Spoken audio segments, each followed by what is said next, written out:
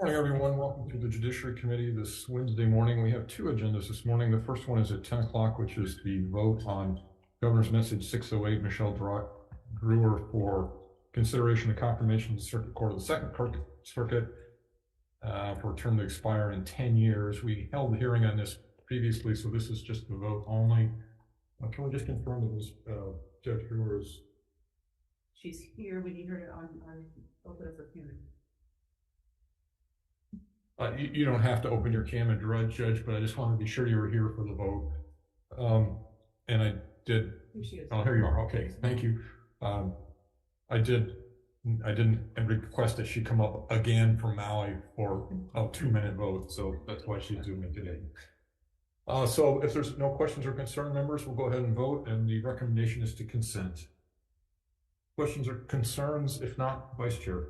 Recommendation on JM 608 is to consent. Chair Rhodes? Aye. Vice Chair votes aye. Senator Elefante? Aye. Senator San Buenaventura? Aye. Senator Awa? Excused. Measure passes. All right, thank you very much. Congratulations, Ms. Brewer. And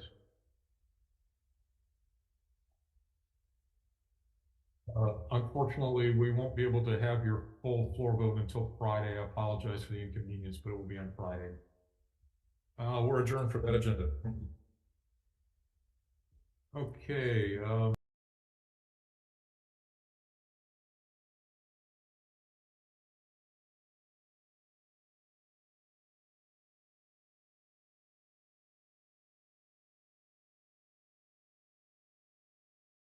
Okay, welcome back to our Judiciary Committee. This is the 10:01 agenda. This is Governor's Message 502, submitting for consideration and confirmation as the Attorney General Ann Lopez for a term to expire at noon on December 7, 2026. First up on the testifier list for GM 502 is Governor Green. I don't think he's going to be here. In support, Chair Chang for the DLNR. Also in support, Jade Butai, Director of Department of Labor and Industrial Relations. In support, Tommy Johnson, Department of Public Safety. Also in support, Luis Salaveria for the Department of Budget and Finance. In support, Department of Education. In support, Jordan Lowe for Department of Law Enforcement. Also in support, Department of Hawaiian Homelands. In support, Ed Sniffen for the Department of Transportation. In support, Kristen Izumi Natao, Campaign Spending Commission. In support, ETS CIO Douglas Murdoch. In support, Department of Health. In support, Sabrina Nasser for Department of Budget and Finance. Also in support, Dean Hazama, Deputy Director, Department of Commerce and Consumer Affairs. In support, DEFER Director Brenna Hashimoto. In support, Hakeem Unsafi for HBHA. In support, Calvert Chipchase for Cage Shetty. In support, Linda Rosen, Hawaii Health Systems Corporation. Oh, come on up. Good morning. Oh, I'm sorry, before you start, we do have a 2-minute limit on time, a 2-minute time limit on testimony, so just a little buzzer will go off when you get there. Thank you. Thank you. Good morning, Chairman, Vice Chair Gabbard, Senator Elefante, Linda Rosen from Hawaii Health Systems Corporation. I also submitted individual testimony, and I see I'm the first to speak, but I know you all have written testimony. I believe I've mentioned many reasons why Ann Lopez should be favorably considered for this position. But the one thing I want to leave you with, in my many years in government, I've never met anyone more devoted to the ideal of public service than Ann. She is enthusiastic about the opportunity to do good for all the people of Hawaii. She is a loss to HHSC, but I hope you'll give her the opportunity to take that ideal to the next level as Attorney General. Thank you so much. Thank you. Next is Derek Akiyoshi and Sean Sonata for Oahu Region HHSC. In support, Dan Brinkman for Hilo Medical Center and the East Hawaii Region of Hawaii Health Systems Corporation. Also in support, Kenneth Conklin, PhD, Executive Director, Center for Hawaiian Sovereignty Studies, on Zoom, I believe. Good morning.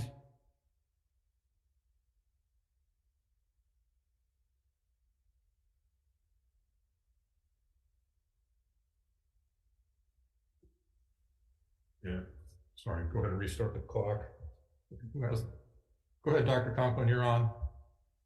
Aloha kakahiaka. I speak in opposition to the nomination of Ann Lopez to be Attorney General. I hope you've read my written testimony in which I proved that Ms. Lopez showed gross negligence in the advice she gave to the Committee on Hawaiian Affairs concerning two bills, SB 32 and SB 52.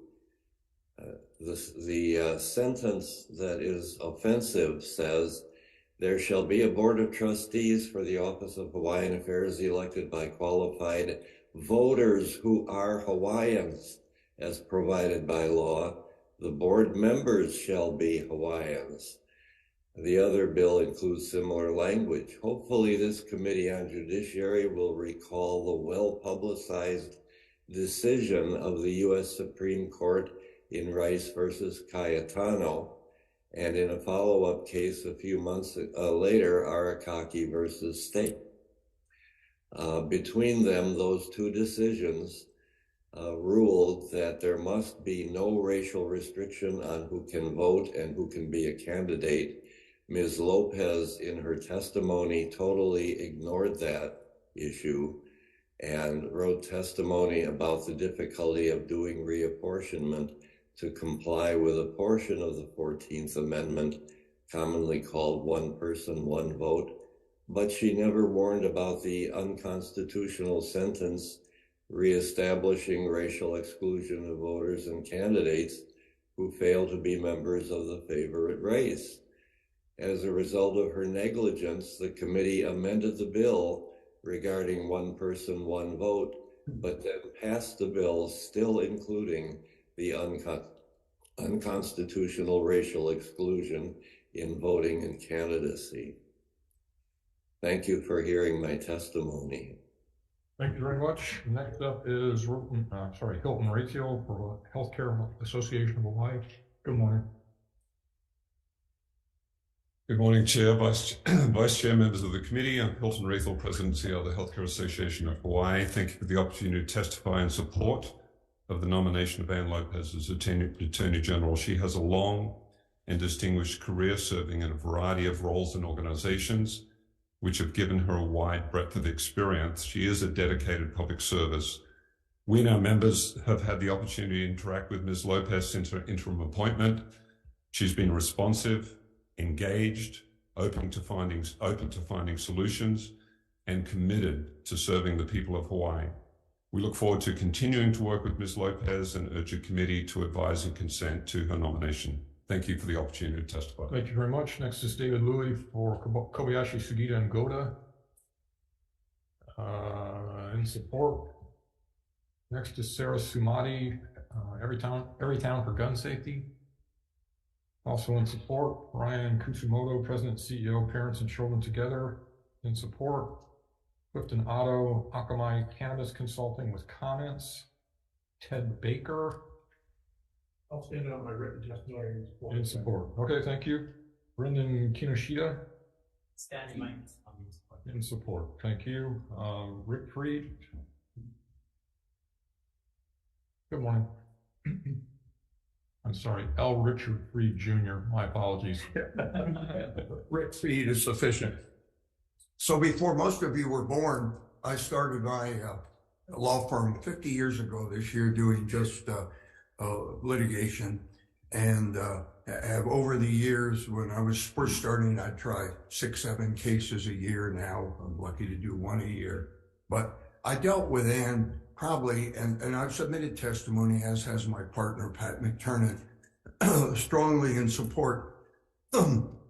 And we've worked with on the civil enforcement cases against opioids, as well as the Plavix case, which unfortunately we're going back to have to retry after winning 98% of it on one issue. I think it'll work out well for the state.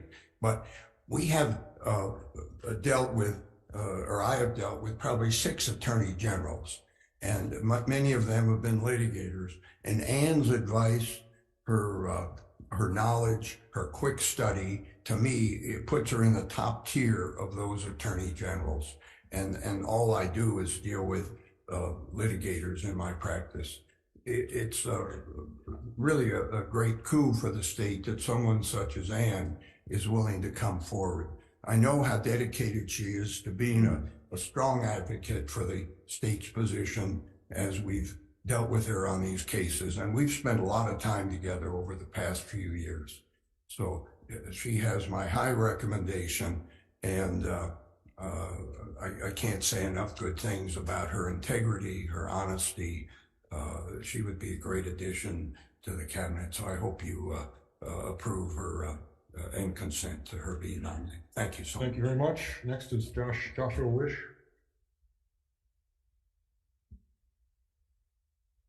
Good morning. Good morning, Chair Rhodes, Vice Chair Gabbard, committee members. You have my written testimony, so I, of course, won't go through and just read that, but I just wanted to elaborate on a couple of things. I've had the good fortune of knowing Ann for going on almost 20 years, and I've gotten to know her both personally and professionally during that time. We actually first met when we both worked together in private practice, worked together several years there, and then I went through a few different things and ended up working at the Department of the Attorney General as the special assistant. And so I had the good fortune of being able to do that role twice under two different AGs. And one of the things that was special about that, other than the fact that frankly, it was just a great job, was that your office is literally next door to the Attorney General. And you get pulled into a lot of meetings with the AG. You see a lot of the work that the department does. So I think the person who's in that role has a unique opportunity to see the demands of that position.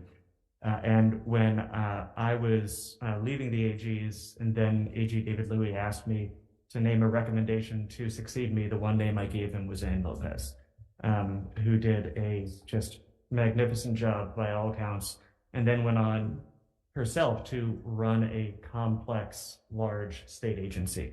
So I think the thing that I underscore here is this is someone who has the unique characteristic coming into this office of having done extensive work in the private sector that I got to see, extensive work in the public sector that I got to see, has also done a lot of nonprofit work in her community service, has a real breadth of experience and the ability to see a lot of different views.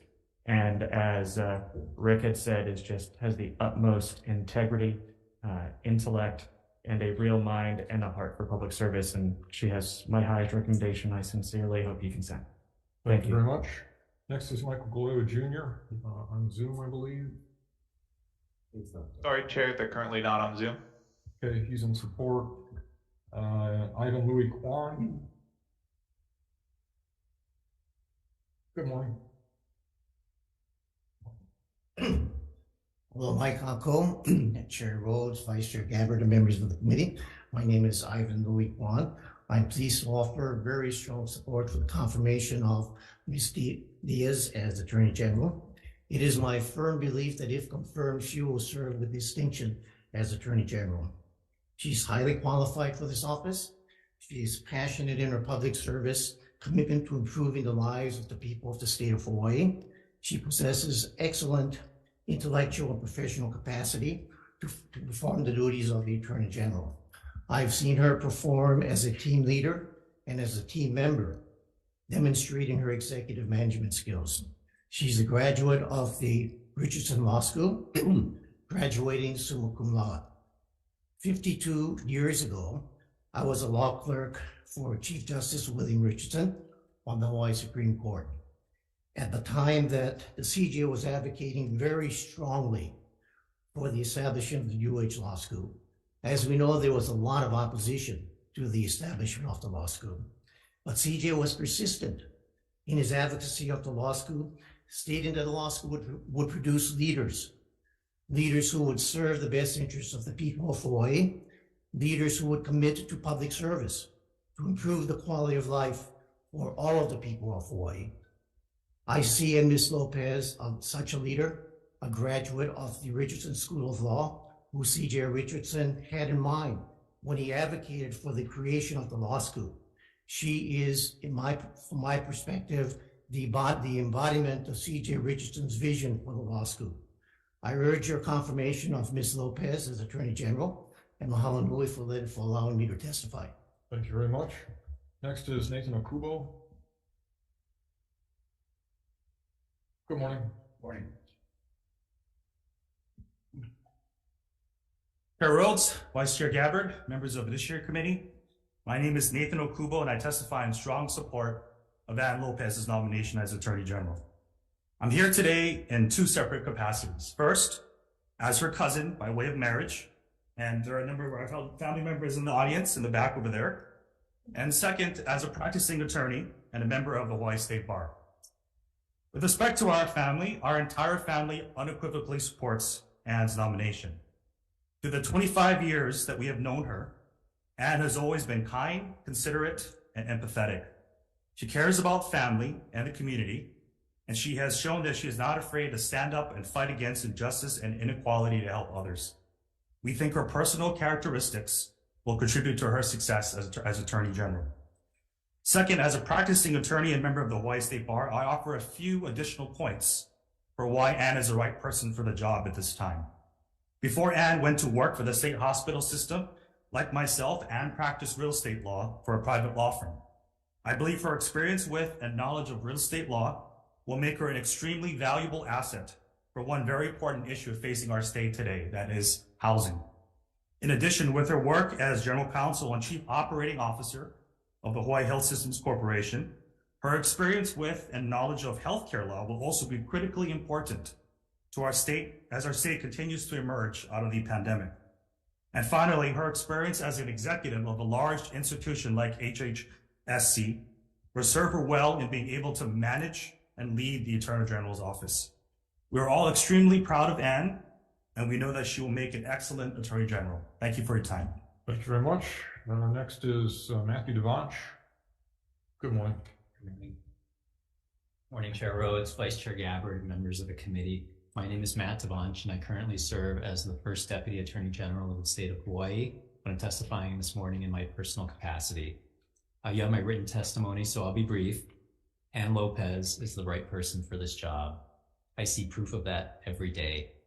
She comes to the office prepared, engaged, and enthusiastic about doing the work of the department, which frankly can be quite daunting, given the breadth and scope of what we do. No attorney can be an expert in every area of the law, but Ann works tirelessly to learn about those areas with which she has less familiarity. Aside from her personal work ethic, a leader must inspire those around her to do their best work. Ann does this by working with our attorneys and staff in a collaborative way, drawing upon their institutional knowledge and subject matter expertise to answer the burning legal questions of the day. That being said, she is a problem solver and not one to take a course of action simply because, quote, it's always been done that way. Her legal acumen and experience managing people and large projects gives her the confidence and ability to chart new paths to move the state forward. And at the risk of repeating my written testimony, I feel compelled to highlight one quality that Ann possesses that separates good AGs from great ones, and that's personal integrity. Her high ethical standards, both as a state employee and as an attorney bound by the Hawaii Rules of Professional Conduct, guide each and every one of her decisions as Attorney General. This committee, the other members of the Senate, and the public should have confidence that Ann will do the right thing in every situation, even if one group or another is unhappy with the results. I urge this committee to look favorably upon her nomination, and I thank you for the opportunity to testify. Thank you. Next is Dave Day. Good morning.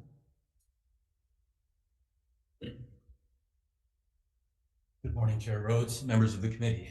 My name is Dave Day. I am currently serving as the Special Assistant to the Attorney General, and I'm here testifying in my personal capacity. As part of my job, I deal with the press. That's one of the aspects of my job. And I'd like to talk about how that relates to one of Attorney General Lopez's main sort of planks of what she wants to do with this department, and that's to raise the morale of the deputies along with its public perception in the community. And through this, I'd like to talk about one of her character traits, which is her humility. Now, her overarching point when we're dealing with the media in press statements, when we're, especially after a victory of some case or a good job where we'd like to promote the department, is that it is not about her. It is about the deputy who did the work and the deputy and the team members who did the work who should be getting the credit in the media. Now, this is something that is evidenced and can be shown through any number of our press statements, quotes that appear in the paper relating to matters concerning the Attorney General's office, the fact that Anne, when Attorney General Lopez is asked to give an interview, her first instinct, unless it's something where it's specifically for the Attorney General, is to have one of the deputies who she wants to highlight their good work, highlight their experience. He or she gives the interview. Speeches at big events, events on gun control, different types of events relating to the legal profession. It is the deputy who gives the speech in the name of the department because she wishes to show the public that the deputy attorney generals and solicitor generals in our office are excellent attorneys and should represent the state well. And from this, I think that we can see that Attorney General Lopez's position is that this job is not about her. She does not seek to promote herself. Thank you very much. Okay, thank you very much. Next up, for those who have signed up to be here or in person, is HSBA Hawaii State Bar Association President Rhonda Griswold. HSBA stands on a written testimony from the court and the soil parents. So qualified was the bottom line? Qualified. Okay, thank you. There are many other written testifiers. The total count was 121 in support, 7 opposed, 2 with comments. But at this point, I will open it up to anybody else who wishes to testify in person or on Zoom. Please come forward. Ms. Young.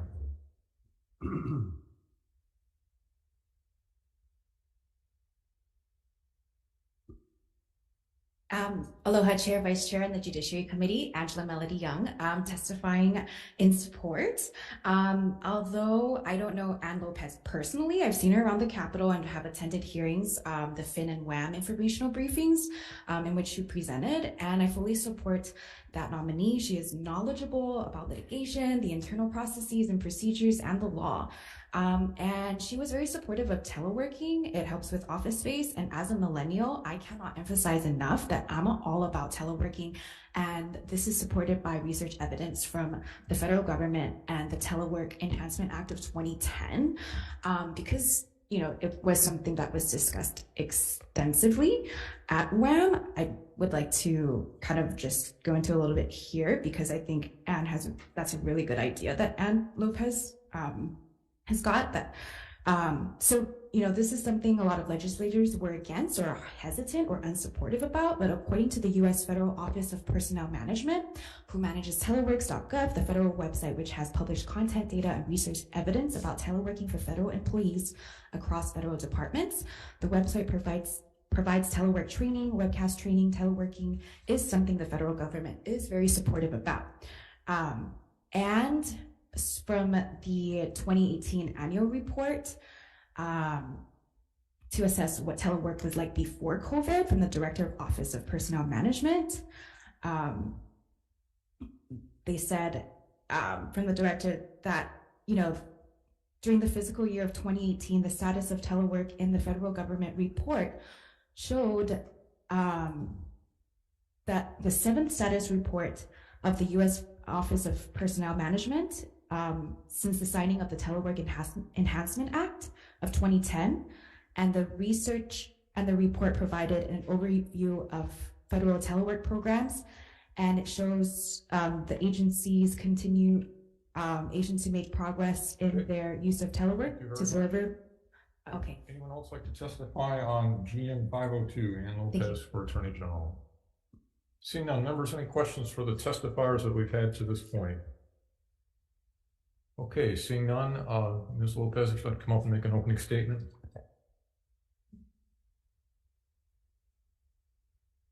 Good morning.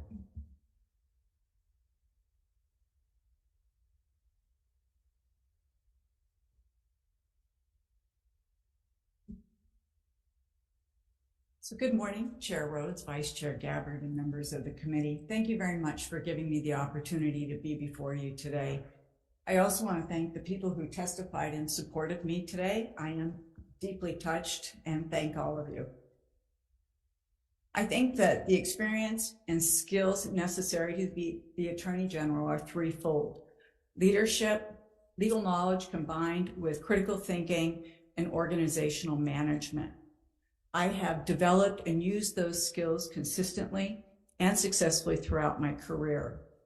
I think that a good leader needs to know her strengths and her limitations. She needs to be able to surround herself with smart subject matter experts who are critical thinkers and who are able to advise her regarding the issues underlying decision making. I also think a leader has to be more than that. A leader has to know the work, the people in the organization, and be able to inspire them to work collaboratively to meet the mission's goals. I've consistently demonstrated this, and I believe that I have done so during my the period up until now. I have changed the way that the deputies do or provide legal advice to the legislature, and I think that that has had a positive impact. In my advice to Governor Green regarding the release of the GIA monies and my decision to not recharge the kapuna who were arrested in Mauna Kea demonstrate my willingness and my ability to make tough and independent decisions.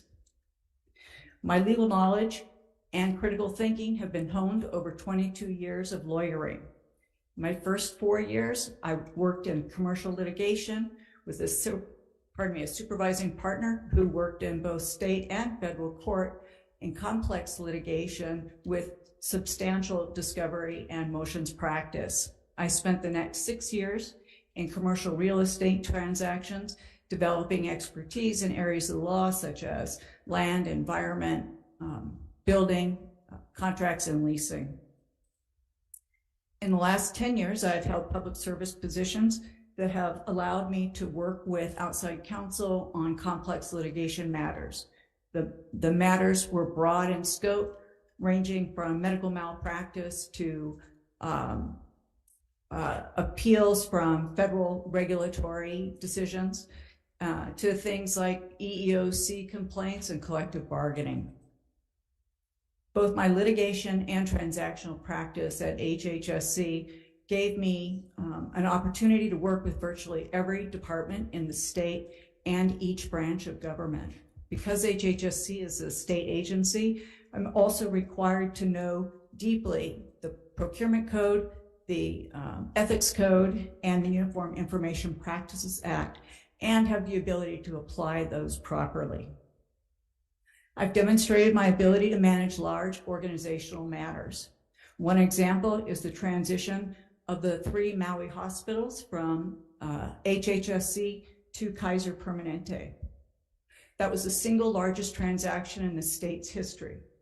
I led an interdisciplinary team of HHSC employees who worked with their Kaiser counterparts to ensure a seamless transition. Without any consultants, HHSC employees transfer the operations on time with no adverse patient effects. Finally, I'm a problem solver. In the 13 years that I was an occupational therapist, I learned the importance of and the value of being able to find solutions to tough problems. Some of those solutions were life-changing for my patients. I have taken that mindset to my everyday life and to my profession, and if confirmed, will continue to do so. Thank you for the opportunity to share my thoughts, and of course, I'm prepared to answer any questions you might have. Thank you very much. Members, questions? Yeah, I have. Senator Sanborn Ventura, go ahead. Okay, thank you very much. So mentioning the HHSC transfer, were you an attorney for HHSC at the time? Yes, I was both the general counsel and the chief operating officer. Did you advise Governor Ige to veto the bill that was passed to protect the UPW workers on their health benefits following the transfer? No, at HHSC, we're separate and apart from the executive branch, and so the advice to the governor came from the Attorney General's office, I believe. Okay. Were you a part in did you have any part regarding that decision of the governor to veto those health and retirement benefits issue for UPW in the HHSC transfer? No. Now, following the, and I do appreciate that you have come a long way since the informational briefing through WAM. Thank you. Yes, so, and I do appreciate it. So I know it's a steep learning curve, working the legislature. When you talked about the role of the AG in the legislative process, is it your understanding that basically the AG, when they come in to testify, is to basically advise us, the legislator, as to what issues are unconstitutional or what we need to watch out for? Is that basically your understanding? Absolutely. During the legislative session, we review every single bill to determine whether or not there are any legal or constitutional infirmities. One of the things we've tried to do this year is to share our concerns in advance of the hearings so that the legislators would know that their comments were coming and that we also tried to provide resolution to those problems for you. And I do appreciate that. Thank you. Because I remember a couple of those bills that you had, the Attorney General did not formally weigh in on, but gave me notice as to issues should I hear them. So I do appreciate that. But one of the problems I had was with the campaign spending bills that came in front of this committee. The Deputy AG who was here specifically said that she was here solely to advise the Campaign Spending Commission and not to advise the legislature. Why was there no advice to the legislator? And I had due process issues concerning that. And she never came back to us regarding my concerns regarding the due process issues of notice to a candidate. And even though there was a following campaign spending bill that came up, she showed up as the attorney for the Campaign Spending Commission, but not an attorney general to advise the legislature as to whether or not we are passing unconstitutional bills that deprive a candidate of due process rights. Why was there no follow-up regarding that? That's a good question. And there's two parts to my answer. One is because the Attorney General's office provides advice to the different branches of government in an effort to make sure that we don't provide conflicting advice or that each client has access to their attorney. We often have one deputy who's assigned, in this case, for example, to the Campaign Spending Commission. There should also, and this is the second part, have been a deputy advising the legislature. I was not aware of this. Had I been, I would have ensured that there was a deputy here to answer your questions. The questions that you had did not come back to me, and I apologize for that. Again, had they, it is my responsibility to make sure that you get the advice that you need. So shouldn't the Deputy Attorney General who was assigned here because she works under you, shouldn't have that Attorney General, the Deputy Attorney General, had advised you with a potential conflict? I don't even know if it's a potential conflict, because basically we wanted advice as to whether or not the law we were passing was unconstitutional. And you're absolutely right. Our advice from one client to the next as to the constitutionality of a bill wouldn't change. It should be the same for everybody. And I am a little bit flummoxed. I was completely unaware of this issue, and it was not brought to my attention.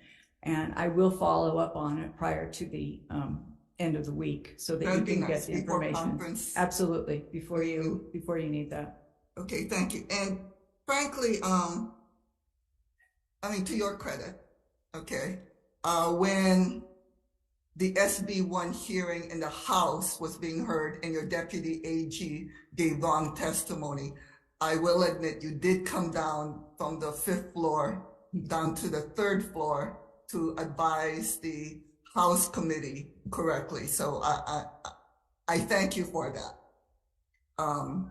But I guess moving forward, basically what the testimony is from somebody who came in on Zoom, I don't know his name, but if you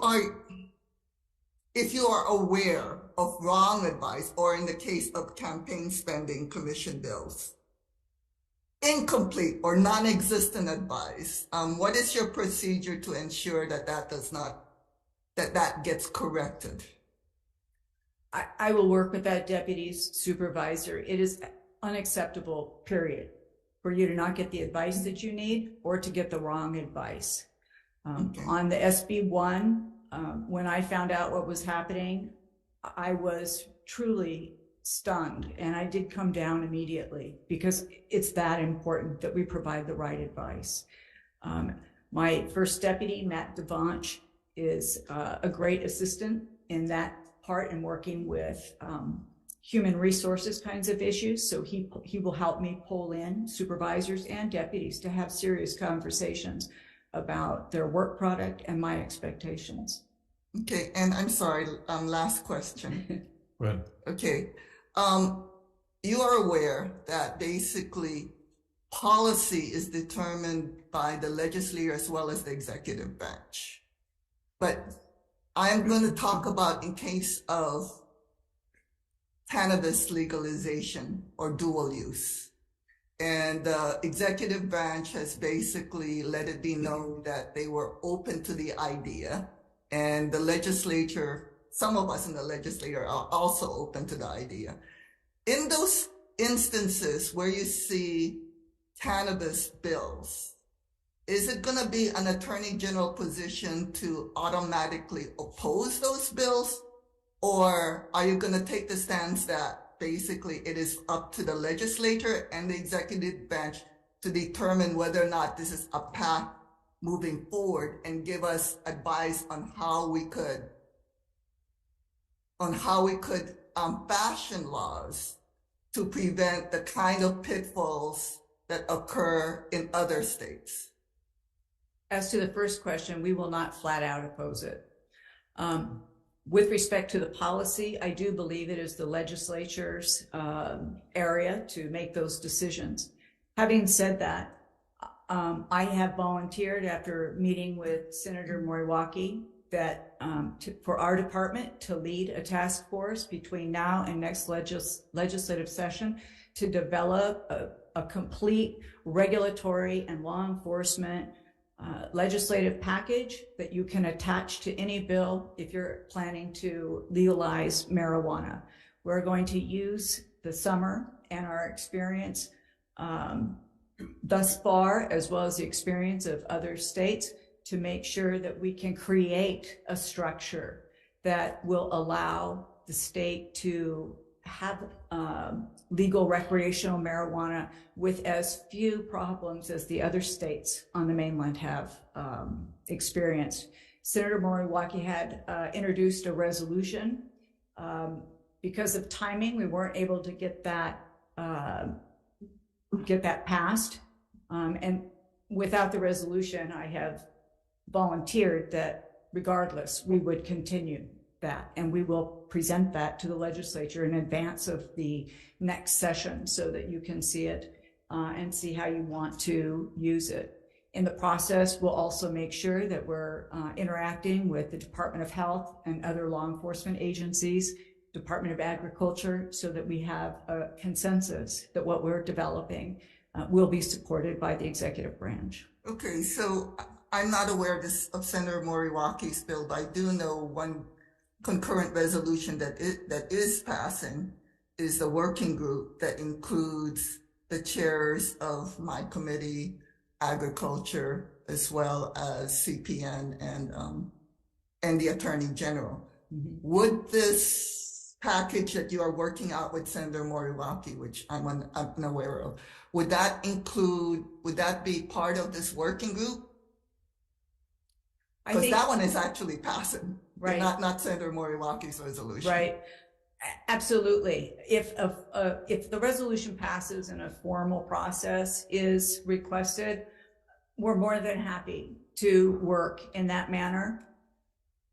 To be frank, we were thinking that if we could start this process in our department with our deputies and with the different subject matter expertise in health and law enforcement and agriculture, that we might be able to get a jump start on a foundation that we could then present to others. Okay, and would that be available before the next legislative session? Absolutely. I'm sorry, one last question. So Senator, can I do a round? I'll come back to you. Okay. Any other questions? Senator Elefante. Yes, thank you, Chair Rhodes. First of all, congratulations, AG Lopez, on your nomination. Thank you. And I just want to acknowledge the work of your deputies and being responsive to some of the requests I've had to take a look at legal opinions as it relates to proposed bills and legislations. And in particular, Mr. Day, thank you for being responsive for that. I just have a few questions and just a few questions. As you might be aware of, with the renewal of leases for federal lands or U.S. military lands that currently the U.S. military occupies now, whether it's for training or other uses, that will be coming up. I know that DLNR Board Chair Chang is the lead. How do you see your role and involvement with those renewal of leases and negotiations? I think in two ways. One is to advise, to have our department and myself advise the chair and DLNR on any issues that they may have, as well as advising the governor and his team about any issues. The other part is that I have met with the JAG from Indo-Pac, and he and the Judge Advocate General from Indo-Pac, and he and I have talked about those leases, and he and I have, I believe, begun to establish a relationship so that when negotiations start, we will at least have a relationship in advance. I will say he is also the person that we're reaching out to on the Blaisdell trail tire issue, and he's been helpful in that process as well. Okay. So I'm hopeful that we'll have that kind of good relationship. Good. That's good to hear. Thank you. Secondly, I know I asked this during the Ways and Means briefing early on in session in terms of funding for potential lawsuits or litigation against the state. So do you feel comfortable in what's in the Senate draft that's passed out that you and your department have the sufficient funding for any potential litigation if we needed to go down those routes? Yes. Okay. And then lastly, is it possible, if it's not too much trouble, to provide this committee or the Senate in general with a list of deputy AGs that's assigned to particular committees so we know who the point of contact is? That's a good idea. I think we would do it. There might not be a specific person, but certainly with the subject matter areas, we could provide the deputies that would be most likely to be working with. Okay, that would be helpful. Okay. Thank you. Thank you, Chair. Thank you. Other questions, members? All right, I'll go back to Senator San Buenaventura then. Sorry, one more thing. So in past hearings, and I guess I want to know your policy, deputy AGs would testify, and if for some reason they did not agree with the written AG opinion regarding a bill, they would then come in and say, I am going to testify in my own individual capacity. What is your policy with deputy attorney, other than the nomination process, because I see them coming here to testify in their individual capacity? What is your policy regarding deputy AGs coming in to testify in their own individual capacity regarding bills that may be against executive or legislative policy? Deputies, like everybody, have the right to speak their mind, and I have no problem with that. If anybody comes in to speak in their private capacity, I will expect to see their G1 requesting vacation time while they testify. And I would like to know in advance, but of course they're not required to do that, but they will not do it on state business time. Okay, thank you very much. Other questions, members? No, Senator Wall. One of the toughest problems that we face here in the state of Hawaii is outsiders that continue to come in and buy homes and buy property. Obviously, we're here to represent local people in the Aloha State, but yet our own people continue to have to leave. When it comes to your office is very influential. If we put a bill, typically what we hear is that's unconstitutional. This is unconstitutional. But yet the AG's office will back potentially unconstitutional bills. I want to know why there's not more of a will from the AG's office. I know we had a talk in our meeting, so I know where you stand, but if you can address it here publicly, why is there not more of a will to do exactly that, to protect the people here so we don't have to leave? We certainly have the will, and I think that certainly myself, I believe that we are in a crisis with affordable housing and homelessness. And I certainly have the will to try and help the legislature and the executive branch find ways to deal with that.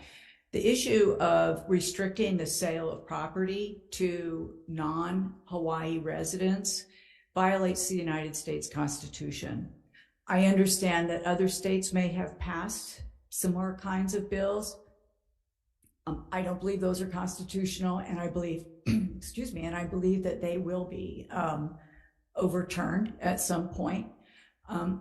What I would like to propose, and I've actually talked with some of our deputies, is that over the summer, the idea of finding ways for local residents to buy property and affordable homes is a huge issue. And we have talked internally about working with you and some of the other legislators over the summer on how we might be able to fashion such a law so that it doesn't violate the United States Constitution, and that we can assist in the process of ensuring that there's housing, affordable housing for everybody. I mean, you know, I'd like to find that way. The problem is when we talked about ways, they were so diluted that, you know, it gets way far away from what people are asking.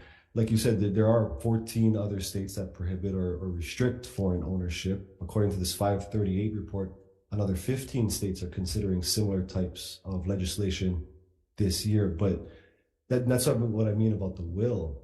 There are already states doing it. Why can't Hawaii be the 15th or the 16th? And, you know, get ahead of it. Whether it gets shot down in court later on, at least we made the attempt. That's what I would like to see, the will, the attempt. Because if we're just going to say it's unconstitutional and throw our hands up in the air, how are we going to ever get anywhere if we don't try?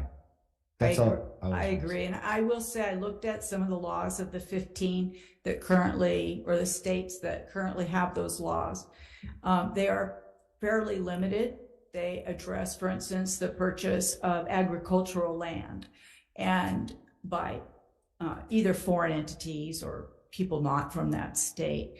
And frankly, I find that anybody can register a business in the state of Nebraska and at that point be a domestic company, and they would be able to purchase land. So while they have that law on the books, I'm not confident that it does what they really want it to do.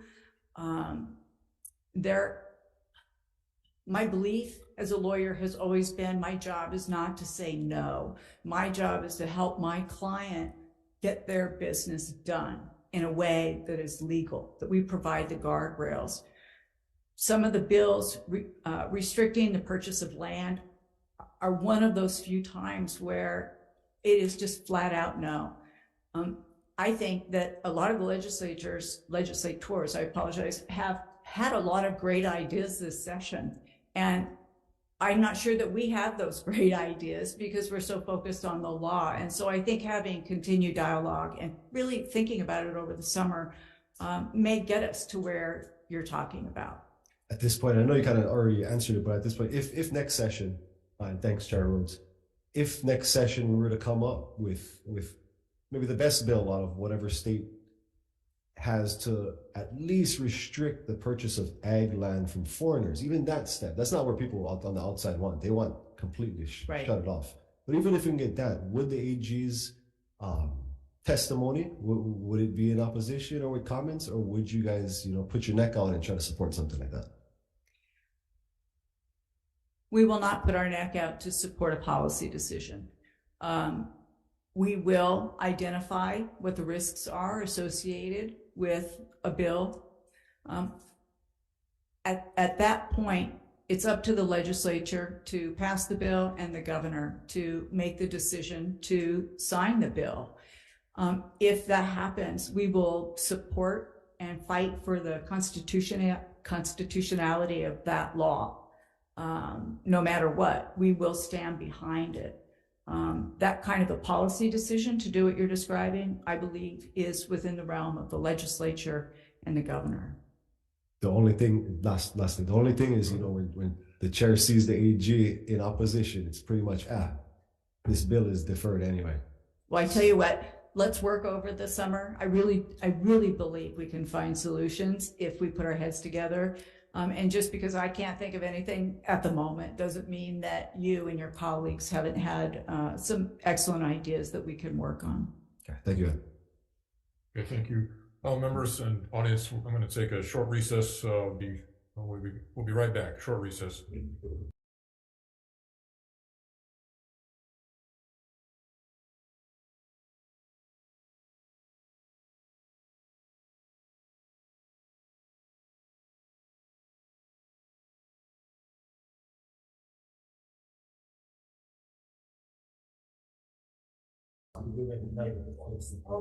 All right, we're back on a recess. Members, any other questions? I do have a couple. There's a case, I don't have the correct title, but it's this kid's case against the DOT on climate change. Yes, Navahini. Okay, thank you. My understanding is, AG, that you've hired outside counsel to defend the case. Is that correct? Yes. It sounds sort of like, I guess this is a case that, is this a case you're actually trying to win, I guess, is the question I have, because even if you win it, Mother Nature is going to do things that the Department of Transportation is going to have to react to, whether or not the legalities are on our side or not. Seems to me like this is a case that's just begging to be settled. Well, at this point, I don't want to go into too many details, but I will say at this point, we're not sure what the plaintiffs are asking for. We've heard that there's an interest in getting a special master to somehow manage the state's climate change activities, which doesn't seem realistic. If we understand truly what it is they're looking for to settle, but isn't that something you could just ask them? What do they want? I mean, there's got to be a complaint and everything, so there must be some prayer for relief. There is, and they have served discovery on us, which we're responding to. I need to check. We have served discovery on them, and they have not responded to any of our requests. They're saying they're too broad. So I think we'd absolutely want to have a conversation with them. But right now, there hasn't been an openness to have a conversation. Okay, but I mean, if you look at, especially Oahu, I mean, I think Oahu is going to be one of the worst affected islands. If you look at, is the suit against the Department of Transportation or against the state more generally? I believe it's the Department of Transportation is targeted with respect to emissions. With emissions, okay. Because I mean, especially you look at Oahu, there's so many roads that are 2 feet above sea level that probably 30 years from now, absent some sort of major structural change, are going to be underwater. So I guess I'm just sort of questioning the whole point of fighting it, because it's, admittedly, I haven't read any of it. I haven't read it, so I will withhold judgment on that part of it, but it does, I'll just repeat, it does seem like a case that is begging to be settled, because we're going to end up doing a lot of the parts of the remediation parts are going to end up having to be done, whether or not we're legally correct or not. And I would say that if you look at the entire United States, Hawaii is in front in terms of many of these environmental issues, including emissions. And we do have that goal to be emissions free by 2045. So there actually is a plan that's being pursued. And so why we're getting sued is a bit of a mystery to me, because I think if you look throughout the United States, Hawaii is doing the best job to do exactly what you're talking about. Okay. On a different topic, wrongful imprisonment cases, I understand that at least 2 petitions for compensation have been filed in Hawaii since the passage of Act 156 in 2016, which was the for a person who's been wrongfully imprisoned and they're proven to be actually innocent, usually by DNA evidence. That your office is handling the claims and that the claims are going to go to trial. I'm just wondering what the attitude of the department is with regard to those claims, because I think the original bill was intended to be, sort of a liquidated damages kind of bill where we give you X amount of money for each year that you spend in prison. But the idea was that hopefully the litigation would not be no holds barred litigation where we tried to deny any kind of compensation. Do you view this as a pro forma? The claims under this are pro forma that we got to go to court, but we're not really contesting the facts, or do you view this as a full-blown litigation that has to be fought to the bitter end? I have 2 parts to the answer. One is I am not familiar with those cases and I would need to look into them. But from my own philosophy as the leader and the Attorney General, if we do the wrong thing, we make it right, period. We don't have full-blown litigation trying to defend something that we've done wrong. Okay, but then you would accept that if the DNA evidence indicates that person did not do whatever crime they were charged with, that would be we did something wrong. Certainly there need to be more facts, but certainly if somebody served time in prison for something they did not conclusively do, then we would need to look at what went wrong and how it went wrong and make it right to the extent we were in the wrong. Okay, well, that's a good legal answer, I suppose. Because it just seems pretty cut. I mean, that was the whole point of the legislation. There are certain cases where it's pretty cut and dried, and then to continue to battle with somebody who's already spent 20 years in prison because we being the system that didn't convict them correctly, doesn't seem like there's much to argue about at that point.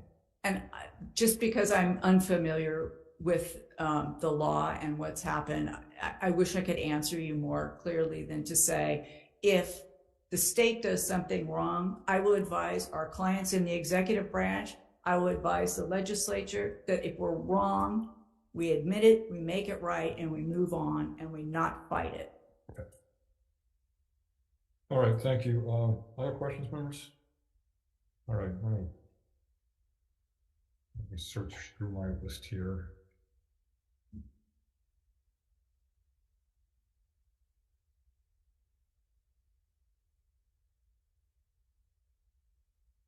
I think the only other one I wanted to ask you about was civil asset forfeiture. As you're aware, there's a civil asset forfeiture statute in Hawaii and a number of other states that if the item or money or goods, cars, whatever, were used as in the perpetration of a crime, then the state or the prosecutors can take that, and even if there isn't necessarily a conviction of the person who committed the crime, they get to keep the money. I believe it was Senator San Buenaventura's bill a couple of years ago that went up and was vetoed by the previous governor, and on the advice of the Attorney General. But having said that, there are a number of states that have either gotten rid of civil asset forfeiture entirely or have restricted it significantly. Have you taken a position on civil asset forfeiture? There was a bill this session, correct? And did it make it through? Has it died? I think it was my bill this year. No, it didn't make it. It didn't make it. I know that I had a conversation with our acting deputy supervisor on the asset forfeiture, so I could try and make sure I understood more clearly what the issues were. I have not talked with him since then, but my recollection is that he and I were both in agreement that taking somebody's assets who is not convicted of a crime and not giving them back seems like it might be a bad idea. So I would need to look into it more thoroughly. And then certainly if you want to revive the bill next session, we can talk about it in advance as well. Okay. I mean, in this case, well, this does lead to a deeper question, and that is, who the AG is loyal to. So when you're advising the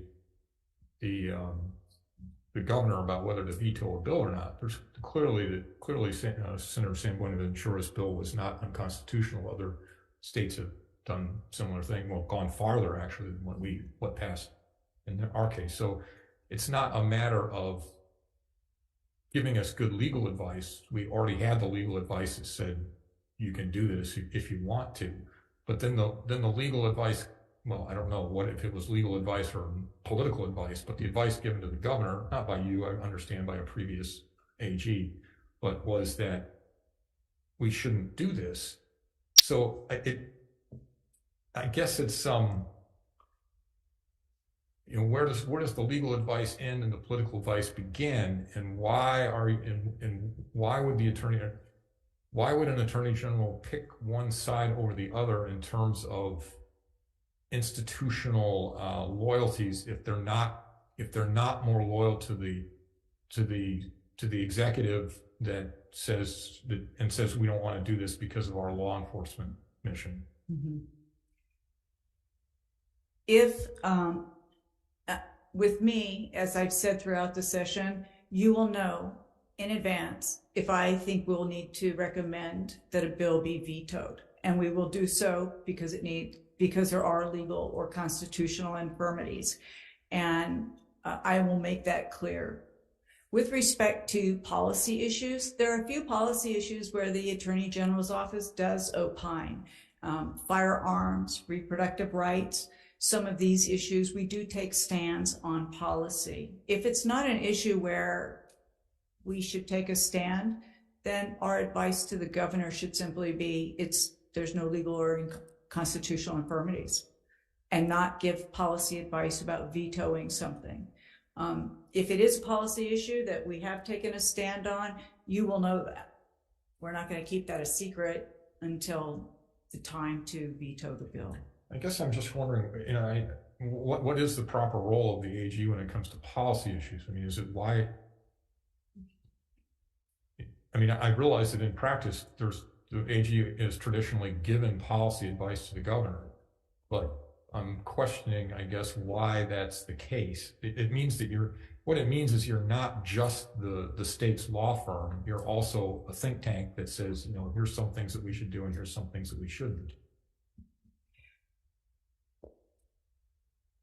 I guess what I would like to say is that as opposed to policy advice, if you ask and say, Anne, we want to get rid of this asset forfeiture statute for this reason, and it's not a policy issue for me, then my job is to work with you to give you the guardrails to be able to do that, to help you get to where you want to go. And I don't think that that's policy advice. And I think it's the same way with the governor. I have made it clear to him that I will not be participating in political decisions. But if it's his policy to find a way to take the homeless off the street, then my job and the job of my deputies is to provide legal advice and those guardrails for how he can do that legally. But you implied or actually said that there are issues that the AG has a policy preference on. What's the universe of those issues? Right offhand, I will say firearms and reproductive rights. There are some law enforcement bills that come up where we do take a policy stand. We have this session on, there were a couple of bills that had to do with probation that we had issues with and we did oppose. But generally they're law enforcement. I think even with cannabis, I've changed our position from opposition to that train has left the station, so let's find a way to help you. Let's give you those guardrails so that you can implement the law and the policy that you want. Okay, members, other questions? Okay, if not, I'm prepared to make a recommendation. Are you guys ready to vote? Is everything? Okay. Recommendation, so you got be sure I get this right. The recommendation is to advise and consent to the nomination. Questions or concerns? If not, Vice Chair for the vote. Real quick. I'm sorry, it's been a while. And I'm assuming you're gonna get the vote. I'm gonna say right now that I'm gonna have to vote no, not because of you personally or anything, but if you're, the offensive coordinator of our football team, I don't know legal speak, but in sports speak, if you're the offensive coordinator, we're running draws and counters, and I want some plays so we can throw some balls downfield and make some movement. And what I mean by that is I would like to see Hawaii being the 15th state, but furthermore, that prohibits and restricts ag land at minimum. But furthermore, I would have liked to see Hawaii being the first of that list, not, we're jumping on because everybody else jumped on. So right now, I hope you guys can get something together, and I'm willing to change my vote on the floor, but right now it's a no. Well, thank you for the explanation, and we're certainly happy to work with you. Okay. Other questions or concerns? If not, Senator Galvin. Chair's recommendation on GN 502 is to advise and consent. Chair Rhodes. Aye. Vice Chair votes aye. Senator Elefante. Aye. Senator San Buenaventura. Aye. And I have recorded a no vote for Senator Awad. The measure passes. All right, thank you very much. Congratulations. And the